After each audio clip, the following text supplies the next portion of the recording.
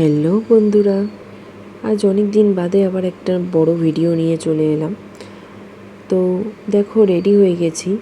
আজ অনেক বছর বাদে, প্রায় 2 বছর বাদে আবার আমরা একটু দূরে কোথাও বেড়াতে যাওয়ার জন্য রেডি হয়ে নিয়েছি। বেশি দূরে কোথাও যাব না, যাব হচ্ছে পুরীতে। তো আমার মেয়েকেও রেডি করে বসিয়ে দিয়েছি, এখন বসে বসে টিভি দেখছে। আর সেই সঙ্গে আমরাও একটু রেডি হয়ে নিচ্ছিলাম আর ব্যাগ ট্যাগ গুছিয়ে নিচ্ছিলাম। মেয়ে হওয়ার পর থেকে আমাদের কোনো লং ট্যুর এখনও পর্যন্ত হয়ে ওঠেনি। তো এটাই আমাদের ফার্স্ট ট্যুর, সেই জন্য খুবই চিন্তায় ছিলাম কি হবে না হবে, মেয়ে কীরকম রিয়াকশান দেবে, কীভাবে কী জিনিসপত্র নিয়ে যাব। একটা বাচ্চার জন্য তো সব কিছুই নিয়ে যেতে হয়। তো দেখো, আমাদের ব্যাগ গোছানো কমপ্লিট, অনেক কটাই ব্যাগ হয়েছে মেয়ের জন্য। তাহলে আমাদের সেরকম কোনো জিনিসপত্র কিন্তু নেওয়া হয়নি, যা নেওয়া হয়েছে মেয়েরই। পুরো যেন বাড়ি তুলে নিয়ে যাচ্ছি আমি। আর এদিকে আমার শাশুড়ি মাও রেডি হয়ে গেছে, আর আমার বাবাও চলে এসছে, কারণ এই বাড়িতে থাকবে, বাড়িটা পুরো ফাঁকা থাকবে, সেই জন্য বাবা এসে রাতে তো করে থাকবে।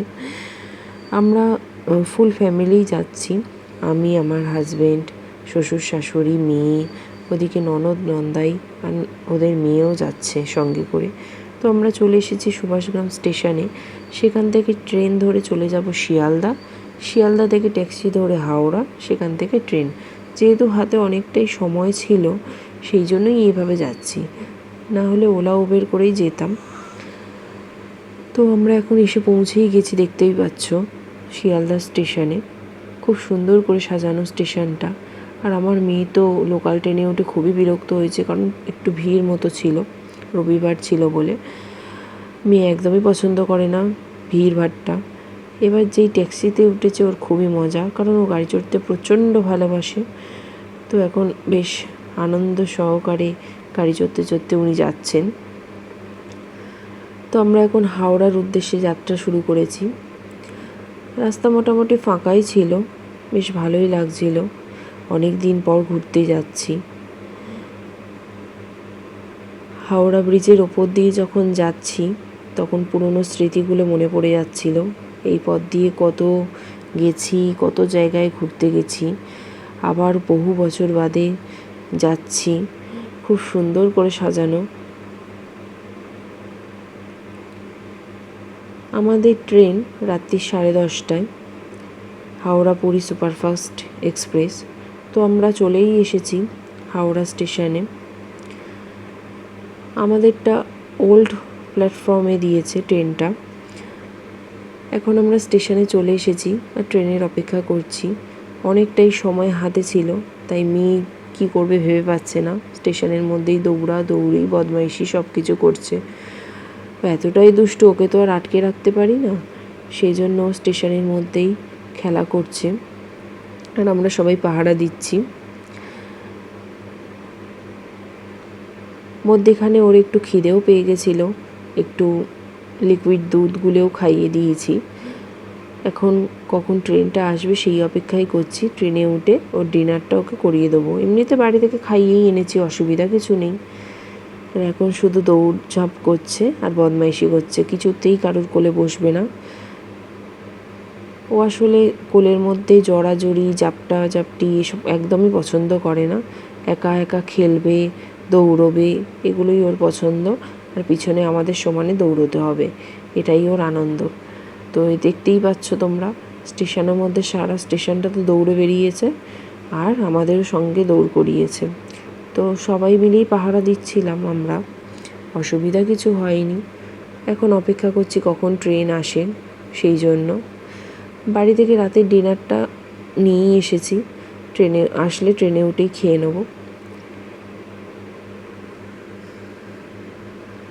তো দেখতেই পাচ্ছ, এবার মেয়েটাকে একটু কোলে নিয়েছি, অনেকক্ষণ দৌড়ঝাঁপ করেছে, নিয়ে আমরা সবাই একটু ছবি তুলছিলাম। একটু চিন্তাতেও ছিলাম, অনেক দিন পর ঘুরতে বেরিয়েছি, তাও আবার এত ছোট বাচ্চা নিয়ে সব কিছু কীভাবে সামলে উঠব। দেখতে দেখতে আমাদের টাইমও হয়ে গেছে, ট্রেনও চলে এসেছে, দেখতেই পাচ্ছ। ট্রেনটা সত্যি খুব ভালো, খুবই পরিষ্কার পরিচ্ছন্ন, বাচ্চা নিয়ে যাওয়ার জন্য তো একেবারে ঠিকঠাকই আছে।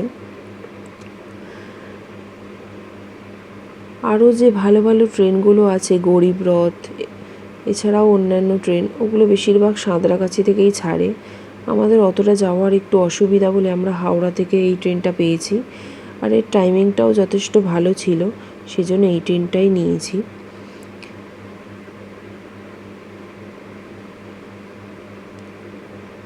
এটা পুরীতে গিয়ে সকাল 9টায় নামাবে, অসুবিধা কিছু নেই। তো দেখো আমরা ট্রেনে এখন উঠে পড়েছি, সবাই যে যার সিটে বসে পড়েছে।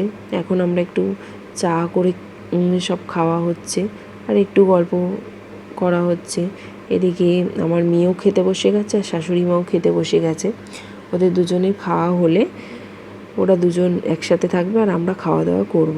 দেখতে দেখতে সকাল হয়ে গেছে। পুরীতে তো চলেই এসেছি, দেখতেই পাচ্ছ বিভিন্ন ধরনের হোটেল। ওর পাশ দিয়ে আমরা চলেছি। একটা অটো ভাড়া করে নিয়েছিলাম, অটো নয় এটা মারুতি গাড়ি ভাড়া করে নিয়েছিলাম, কারণ অনেক কটা লাগেজ ছিল।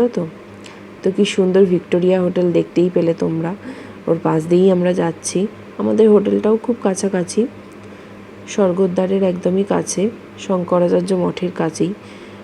আস্তে আস্তে পরবর্তী ব্লগে তোমাদের সব কিছুই দেখাবো। এখন সমুদ্রের পাড় দিয়ে যাচ্ছি, খুবই ভালো লাগছে। আমি 2008 সালে যখন ক্লাস 8-এ পড়তাম তখন একবার পুরী এসেছিলাম। অনেক জায়গায় ঘুরেছি তো, আসলে অতটা অনেকটা ছোটও ছিলাম, সামান্য কিছু মনে আছে, কিন্তু বেশিটা মনে নেই। আর অনেক কিছু জায়গা ঘোরাও হয়নি। তাই এবছর যখন প্রথম পুরী এলাম তখন পুরীটাকে অন্যভাবে দেখলাম, কারণ এখন খুব সুন্দর করে সাজিয়ে দিয়েছে পুরীটা। তো আমরা চলে এসেছি মা শ্যামা গেস্ট হাউসে। যথেষ্ট পরিষ্কার পরিচ্ছন্ন গেস্ট হাউস। তোমরা যদি আসতে চাও অবশ্যই এই গেস্ট হাউসে এসে থাকতে পারো। তো এখানে চেকিং আর চেক আউট টাইম তোমরা দেখতেই পাচ্ছ। চেকিং 8টার সময় হয় আর চেক আউট 7টার মধ্যে হয়। তো আমরা যখন এসছিলাম তখন আমাদের জন্য এই ঘরদোর একটু পরিষ্কার করছিল, সেই জন্য আমরা একটু লাগেজ রেখে রিসেপশনে বসেই ছিলাম। আর এখানে বিভিন্ন ধরনের লেখা টেখা রয়েছে, তোমরা দেখতেই পাচ্ছ। তো আমাদের ঘরদোর পরিষ্কার হয়ে গেলে আমরা ঘরে চলে যাব। আমরা একটা কিচেন সহ রুম নিয়েছি, যেহেতু বাচ্চা এসেছে, বাচ্চার জন্য একটু খাবার দাবার করতে হবে। আর দুটো নর্মাল রুম নিয়েছি। তো আমরা আর ননদরা থাকবো দোতলায়। চলে এসেছি। খুবই পরিষ্কার হোটেলটা, তোমরা দেখতেই পাচ্ছ। আশেপাশেও অনেক হোটেল ভর্তি, গাছপালাও ভর্তি, নারকেল গাছ তো প্রচুর, খুবই ভালো লাগছিল। তো আমাদের রুম দুটো দোতলায়, আর শ্বশুর শাশুড়ির রুম নিচে একতলায়, ওটাতেই কিচেন আছে। তো ওখানেই মেয়ের খাবার দাবার করে নেব। দেখা হচ্ছে নেক্সট ব্লগে। টাটা।